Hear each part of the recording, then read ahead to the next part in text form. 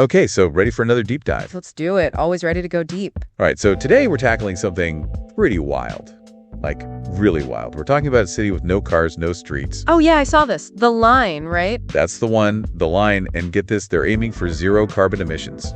Zero. Ambitious, to say the least. Isn't this a Saudi Arabia project? Yep, right in the middle of the desert, and we've been digging through articles, reports, all sorts of stuff. So what have we got? What's the core concept here? Okay, so imagine this, a city 170 kilometers long, essentially two massive skyscrapers running parallel, just slicing through the desert. Hold on, 170 kilometers. That's what, longer than some countries? No kidding. And they're planning on cramming like up to 9 million people in there. I mean, visually, that's got to be striking, talking about a photo op, but practically speaking. Right. What would it even be like to live there? Everything's supposed to be within a 5-minute walk, shops, schools, work, everything. Yeah, I read that. No more commutes, no traffic. If you need to go farther, there's this high-speed transit system. Gets you anywhere in the city in 20 minutes. Sounds almost too good to be true, right?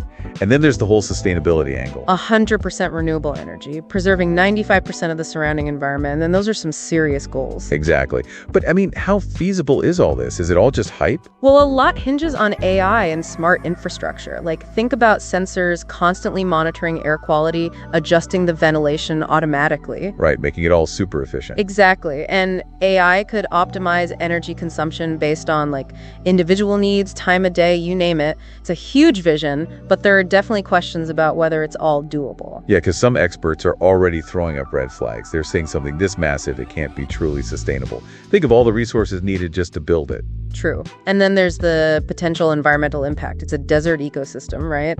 Pretty delicate balance there. So, are these concerns valid? What do you think? I mean, they raise valid points. Even if the goals are great, you have to look at the long-term impact. How are they going to deal with waste from a city that size? And how do they make sure construction and everything doesn't just trash the natural habitat? Those are serious questions. Absolutely. You got to balance the ambition with the practical realities. Okay, so let's shift gears a bit. Besides the whole mind-blowing concept and the sustainability debate, there's a big economic piece here. Yeah, they're projecting almost 500,000 jobs created, and a huge jump in Saudi Arabia's GDP by 2030. That's their whole Vision 2030 plan, right? Moving away from oil, becoming a global innovation hub. Exactly. But can one project, even one this big, really pull that off? I mean, it's a big gamble. And think about the people they need to attract. Top talent, globally. Are they going to want to pack up and move to the middle of the desert? Big question mark there. I guess we'll have to wait and see. Okay, time for a dose of reality. We've seen reports of delays. Full completion has been pushed back to 2045 now. Those sections are supposed to be open around 2030, I think. Yeah, I think so.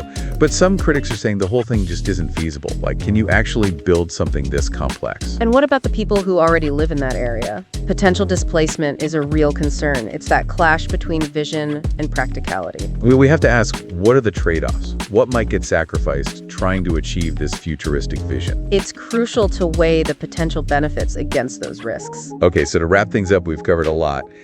An unbelievably ambitious concept, the potential for sustainable living and economic growth, but also, let's be real, some big concerns and questions that are still unanswered about the Line. It's a project that really gets you thinking about the future of cities, our relationship with the environment, with technology, with each other. So here's a question for everyone listening.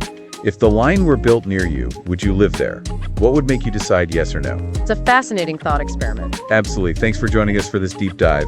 Keep those questions coming, and we'll see you next time. See you later.